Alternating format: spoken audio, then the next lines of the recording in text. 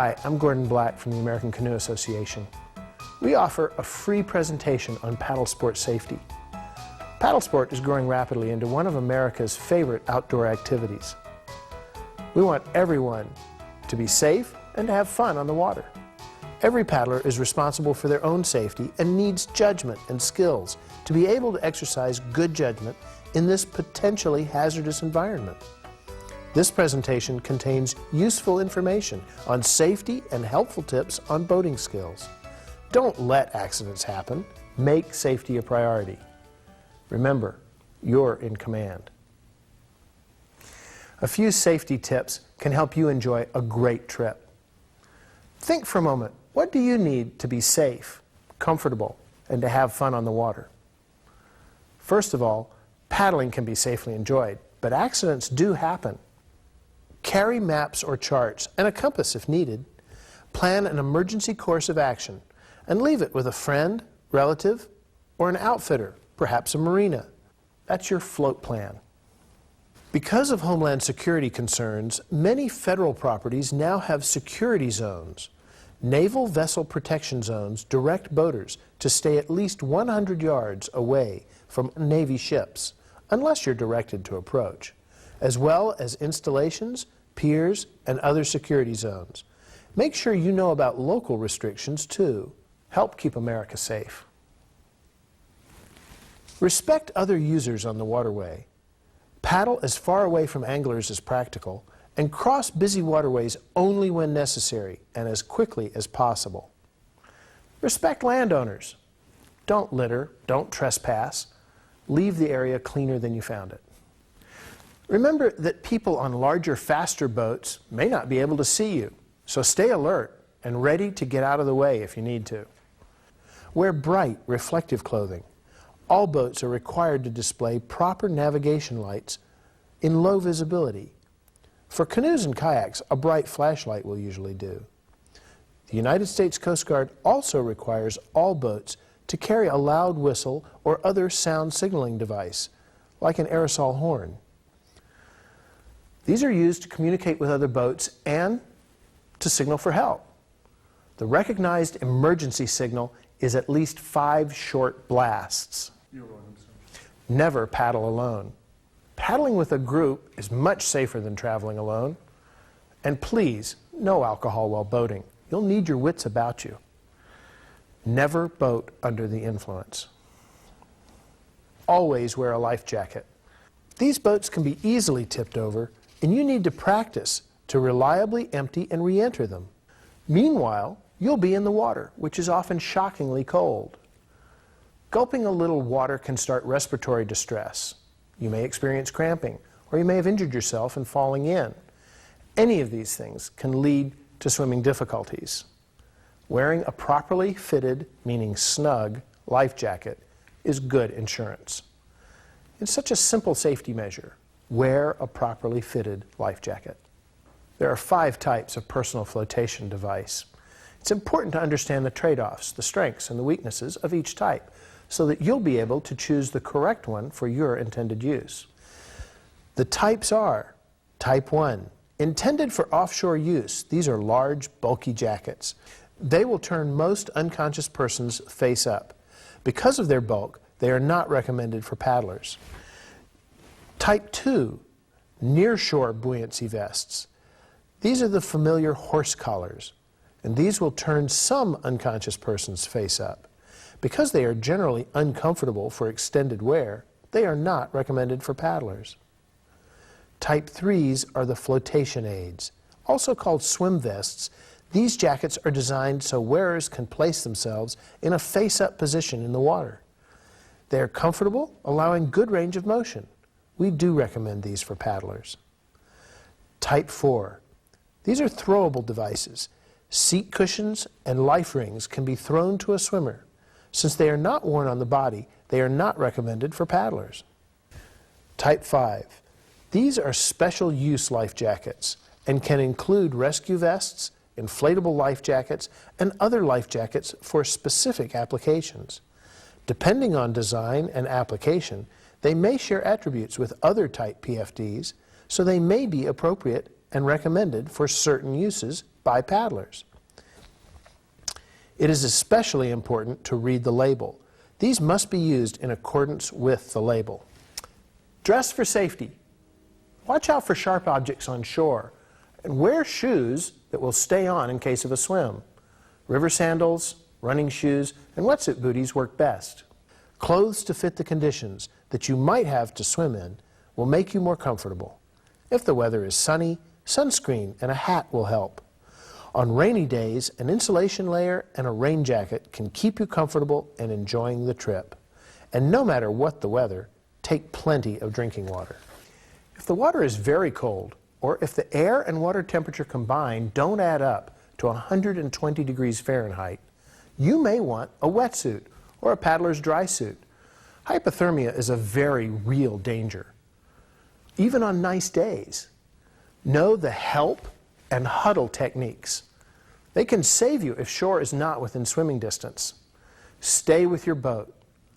It offers useful flotation and is more visible to rescuers and other boaters. Consider taking along a change of warm, dry clothes in a waterproof container in case you do get wet. These boats can be easily tipped over. If you're properly dressed and prepared, capsizing doesn't have to be a big emergency. Getting in these boats can be challenging. Bring the boat parallel to the shore or dock. Then always try to keep 3 points of contact with the boat, such as both hands and a foot, or both feet and your seat. Move slowly and keep your weight low.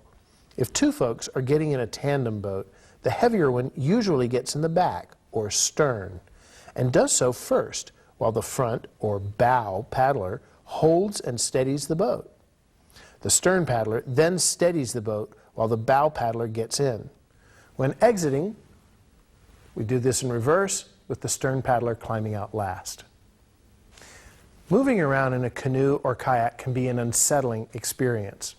Minimize that movement, and if you must move, keep your weight low and balanced over the center line of the boat.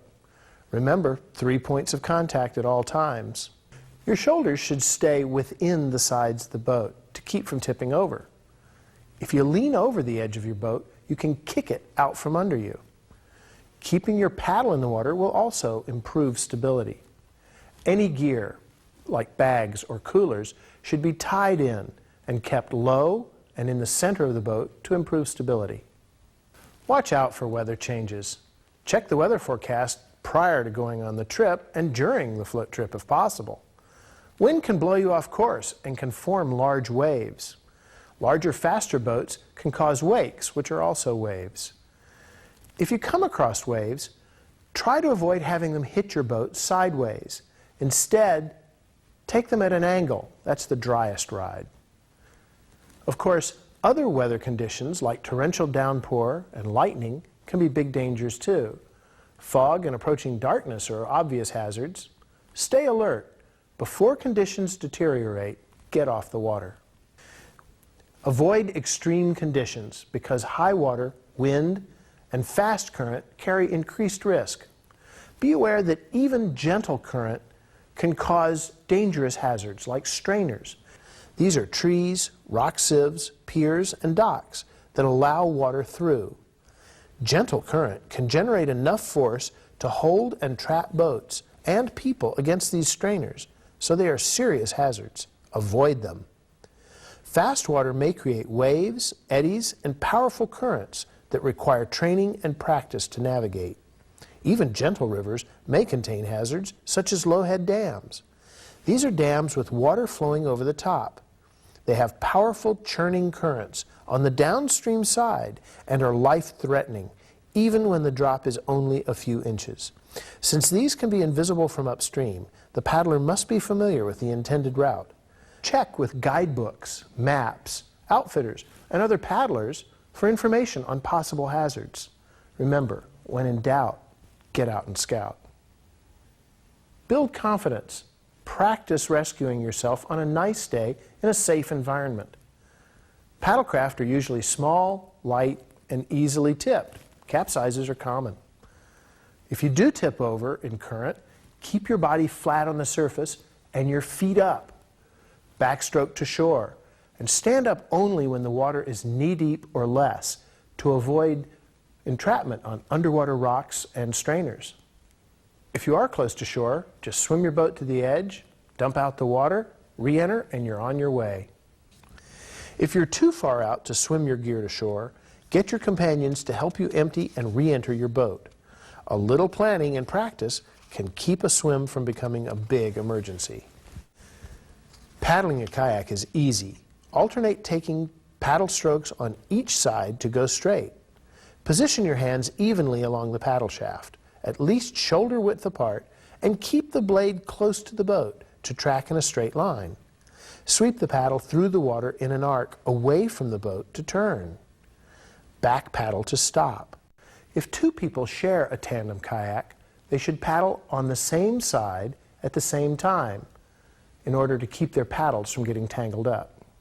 Paddling a canoe is easy. Boats tend to turn away from a solo boater's paddle or a stern paddler's side in a tandem boat. This veering can be simply fixed by switching sides every few strokes. Keep your paddle blade close to the side of the boat to track in the straightest line and to make switching sides less frequent. In most boats, 5 to 10 strokes per side is about right. To turn easily, sweep the paddle through the water in an arc away from the boat. Back paddle to stop the canoe.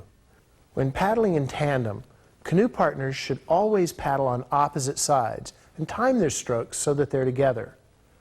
Lots of communication is needed so that the paddlers can work together to go straight, turn, or stop. You should be aware of federal, state, and local regulations. Among these, you're required to have a personal flotation device, a sounding device, and a light with you in low light conditions. You should never boat under the influence of alcohol or dangerous drugs. Check with Marine Patrol officers for regulations that may apply in your area. These officers can also be sources of valuable information on current water conditions and other useful information. Boat defensively. Watch out for other boats. You will know and follow boating regulations, but other boaters may not. Paddling is a wonderful, diverse, healthy pastime. You'll be much safer and enjoy the sport more if you learn more about it. Educational videos, books, and information on courses taught by certified instructors are available from the American Canoe Association. Outdoor activities are an assumed risk sport. This presentation cannot take the place of appropriate instruction for paddling, swimming, or life-saving techniques. Every effort has been made to make this guide as accurate as possible, but it is the ultimate responsibility of the paddler to judge his or her ability and act accordingly. Enjoy your trip, and please wear your life jacket.